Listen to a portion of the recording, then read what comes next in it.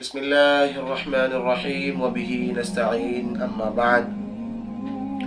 عن علي بن أبي طالب رضي الله عنه قال رسول الله صلى الله عليه وسلم: إذا كانت ليلة النصف من شعبان فقوموا ليلها وصوموا نهارها، فإن الله ينزل فيها لغروب الشمس إلى سماء الدنيا. فقال: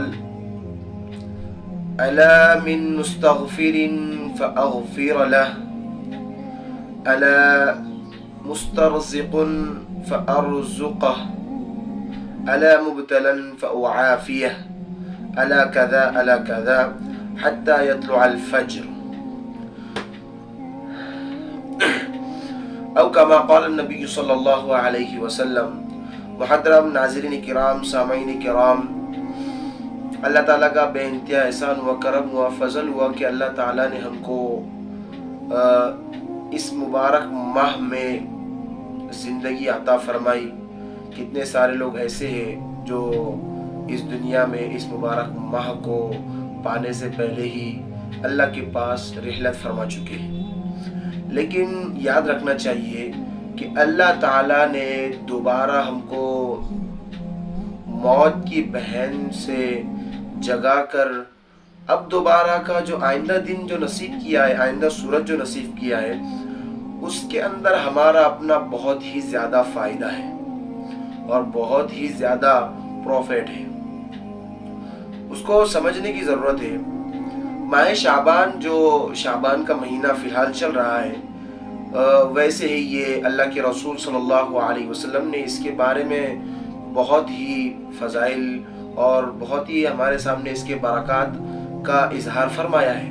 اللہ کے رسول صلی اللہ علیہ وسلم نے ارشاد فرمایا کہ شعبان یہ میرا مہینہ ہے اور رمضان یہ اللہ تعالیٰ کا مہینہ ہے.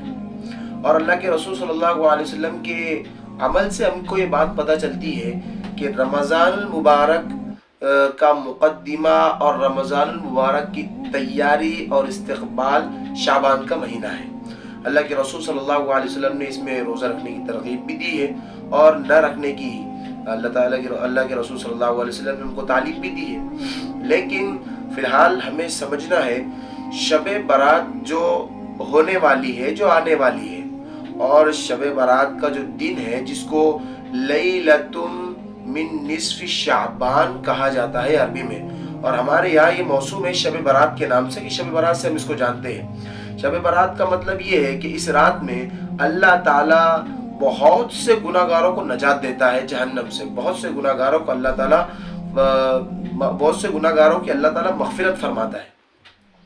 اللہ کے رسول صلی اللہ علیہ وسلم نے حدیث مبارکہ میں فرمایا کہ اللہ تعالیٰ اس رات میں بہت سارے لوگوں کی مغفرت فرماتا ہے. وہ اس اعتبار سے کہ اللہ تعالیٰ بنو کلب کی جو بکریوں کے جو بال ہے ان کی تعداد میں، یعنی کہ اللہ تعالیٰ کثرت تعداد میں لوگوں کی مغفرت فرماتا ہے. اور حدیث رسول میں ہے کہ بہت سارے ایسے لوگ بھی اللہ تعالیٰ جن کی مغفرت نہیں فرماتا. کوئی حدیث میں 2 لوگ آتے ہیں، کوئی حدیث میں 7 لوگ آتے ہیں. اسی طریقے سے ہمیں یہ بھی سمجھنا چاہیے کہ اس رات میں ہم کو اللہ تعالیٰ سے خوب ٹوٹ کر مغفرت مانگنی چاہیے، اللہ تعالیٰ سے استغفار کرنا چاہیے، اللہ تعالیٰ کے سامنے اپنے آپ کو، اپنے گھٹنوں کو، اپنے پیشانی کو رگڑنا چاہیے. ویسے تو اس رات کے اندر کوئی خاص عبادتیں ہم کو نہیں بتائی گئی کہ مخصوص یہ عبادت ہو اور مخصوص یہ نماز ہو، ایسا بالکل بھی نہیں ہے. اور ہمارے یہاں یہ سب سے بڑی غلطی یہ سمجھا جاتا ہے کہ یہ جو شب برات ہے یہ کوئی منانے کی چیز ہے. شب برات یہ کوئی منانے کی چیز نہیں ہے. منایا عید کو جاتا ہے، منایا تہوار کو جاتا ہے. اور رات کے وقت میں ہمارے یہاں کوئی تہوار نہیں ہے، کوئی تہوار نہیں ہے. اللہ کے رسول صلی اللہ علیہ وسلم کی حدیث مبارکہ کے ذریعے ہم کو پتہ چلتا ہے کہ ہمارے لیے تہوار تو صرف 2 ہی ہے، عید الفطر اور عید الاضحیٰ. تو اسی موقع پر ہم کو اللہ کے رسول صلی اللہ علیہ وسلم نے فرمایا کہ عید کا وقت یہ دن کا ٹائم ہے، رات میں کوئی عید نہیں ہے. تو بہرحال ہم جو کہتے ہیں کہ شب برات کو منانا چاہیے، اور ہم مناتے بہت ساری غلطیاں کرتے ہیں کہ شب برات کو مناتے ہیں تو سب سے پہلے ابھی سلسلہ چل رہا ہے کہ معافی ناموں کا، تو معافی نامے بھیجتے ہیں کہ بھئی ہم کو معاف کر دو اور ایسا شب برات آنے والی ہے، ہمارے لیے دعا، یہ وغیرہ وغیرہ. تو بھئی اس کا کوئی ثبوت ہماری کئی حدیثوں میں نہیں ملتا، ہمارے اسلام میں اس کا ثبوت نہیں ملتا کہ شب برات میں معافی نامے تیار کیے جائے اور معافی مانگی جائے. اور اسی طریقے سے شب برات کی مبارکباد دینا، یہ بھی بالکل اسے کوئی نہیں ہے. مبارکباد اس چیز کی جاتی ہے جس کی خوشی ہو، اور ہم کو تو شب برات میں اپنے گناہ پر ندامت ہونی چاہیے، شرمندگی ہونی چاہیے، اور ایک خوشی کا موقع ہم اپنے عمل سے بتلائے کہ ہم کو اس میں عمل کر کے اللہ کو منا کر اپنے آپ کو گناہ گاروں کی لسٹ میں سے ہٹا کر اچھے لوگوں کی لسٹ میں داخل کرنے کی ایک پریکٹیکلی خوشی ہے، وہ ہم اس کو پریکٹیکل طور پر بتائیں، عملی طور پر بتائیں. ہم کو خوشی ہے ایسے نہیں مبارکباد دے کر کہ فلا شب برات کی مبارکباد وغیرہ وغیرہ کچھ بھی. اور اسی کے لیے میں نے جیسے کہا کہ یہ کوئی تہوار نہیں ہے، تو اس کے اندر نہ آتش بازی ہو اور نہ ہی اس کے اندر کوئی مسجدوں کے اندر لائٹنگ وغیرہ لگائی جائے، اپنے گھروں پر لائٹنگ وغیرہ لگائی جائے. اور اسی طریقے سے اپنے آپ کو غسل کرنا، اپنے آپ میں غسل کرنا اور نئے اچھے سے اچھے کپڑے پہننا، نئے سے نئے کپڑے پہننا، اس کا بھی کوئی ثبوت نہیں ملتا. اور رہی سے قبرستان میں جانے کی بات، ہمارے یہاں جو معروف و مشہور ہے کہ اس رات میں اللہ کے رسول صلی اللہ علیہ وسلم قبرستان بھی گئے، تو ہمیں بھی اللہ کے رسول صلی اللہ علیہ وسلم کی سنت سمجھ کر زندگی میں ایک مرتبہ شب برات میں اکیلے جانا چاہیے، صرف ایک مرتبہ زندگی میں. بس اللہ کے رسول صلی اللہ علیہ وسلم کی زندگی سے ہم کو اتنا ملتا ہے، زندگی میں صرف ایک مرتبہ. تو ہمیں چاہیے کہ ہم ان تمام خرافات سے بچے، اپنے آپ کو بچائیں. اللہ تعالیٰ نے قرآن کریم میں فرمایا یا ایھا الذین آمنوا قوا انفسکم واہلیکم نارا وقودھا الناس والحجارہ، کہ اپنے آپ کو، اپنے خاندان والوں کو، اپنے معاشرے کو، اپنی سوسائٹی کو، اپنی کمیونٹی کو، اپنی قوم کو بچاؤ. کس سے؟ جہنم کی آگ سے، جس کا ایندھن پتھر اور لوگ بننے والے ہیں. تو اپنے آپ میں بدعات اور گمراہی میں اپنے آپ کو، رسومات میں اپنے آپ کو ڈھکیل کر، خامخواہ رسم و رواج کو بہت زیادہ سر پر چڑھا کر ہمیں اس کو سوار نہیں کرنا چاہیے. شب برات کے بارے میں ہمیں صرف اتنا یاد رکھنا چاہیے کہ شب برات کی جو رات ہے اس کے اندر جو بھی عمل کرے ہم مستحب ہے، کوئی فرض اور واجب اور سنت عمل اس کے اندر نہیں ہے. اور دین کے بارے میں جو روزہ ہے یہ بھی ہے، مستحب ہے. اللہ کے رسول صلی اللہ علیہ وسلم نے فرمایا، حدیث رسول جس کو ہم نے پڑھی ہے، کہ اللہ کے رسول صلی اللہ علیہ وسلم فرماتے ہیں کہ فقوموا لیلہا، کہ بھئی اس رات کے اندر آپ نفلی عبادتیں کرو. اور نفلی عبادتوں کے لیے ضروری ہے تنہائی، اس کے لیے اجتماع کرنا اور اکٹھے جمع ہونا اور باضابطہ جمع ہو کے عبادتیں کرنا، نماز پڑھنا، یہ اس کا کوئی ثبوت نہیں. نفل چاہتی ہے تنہائی. اور اسی طریقے سے فصوموا، اللہ کے رسول صلی اللہ علیہ وسلم نے فرمایا کہ فصوموا نہارہا، اور 15ویں شب کا جب دن ہو تو اس کے اندر روزہ رکھنا چاہیے. تو ہمیں چاہیے کہ ہم روزہ رکھیں، مستحب ہے. اور جو نہ رکھے تو اس کو ملامت بھی نہیں کرنا چاہیے. اس کی سب سے آسان ترتیب بتائی جاتی ہے کہ ایام 20 جو ہر مہینے آتے ہیں، اللہ کے رسول صلی اللہ علیہ وسلم کا معمول تھا ہر مہینے ایام 20 کے 3 روزے رکھا کرتے تھے، 13، 14، 15. تو یہ 13، 14، 15 رکھیے تو بہت اچھی بات ہے. اور ہمارے ذہنوں میں ایک ڈاؤٹ بھی ہوتا ہے کہ بھائی ایک روزہ رکھیں گے تو کیا، ایک روزہ نہیں ہو سکتا، دونوں روزے ساتھ میں ہونے، تو ایک بھی رکھ سکتے ہیں، کوئی ٹینشن نہیں.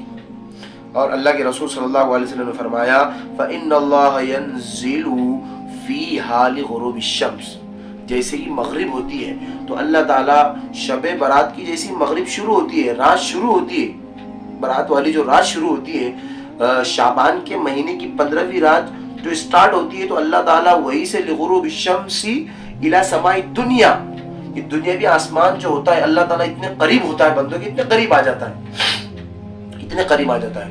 پھر اللہ تعالیٰ ندا لگاتا ہے کہ بھائی ہے کوئی مغفرت طلب کرنے والا جس کی میں مغفرت کروں.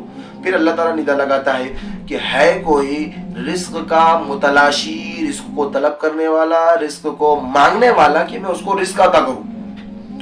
ہے کوئی رزق مانگنے والا کہ میں اس کو رزق عطا کروں.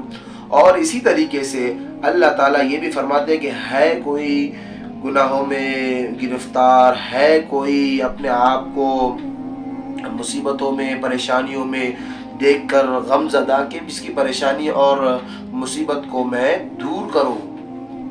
जिसकी मुसीबतों को, परेशानियों को मैं दूर करूँ, फ़वाफ़िया।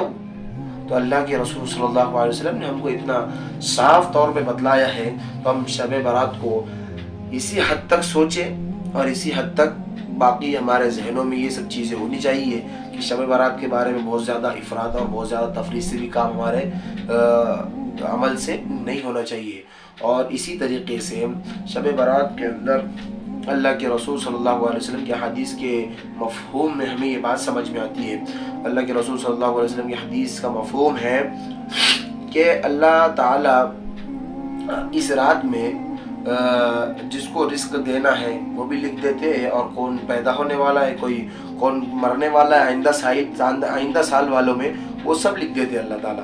तो इसका ताल्लुक उसको उलमा इकराम ने इस तरह तत्बीक दी है कि लौह महफूज में सारी चीज़ें लिखी हुई है, सिर्फ फरिश्तों को वो चीज़ें सौंप दी जाती है इस रात में ये सब सौंप दी जाती है। और हमारे यहाँ ये मशहूर है कि कुरान करीम इसमें नाजिल हुआ, ऐसी कोई हदीस और कोई हमारी इस्लामी तालीमात में हमको इस तरह से बात नहीं मिलती है।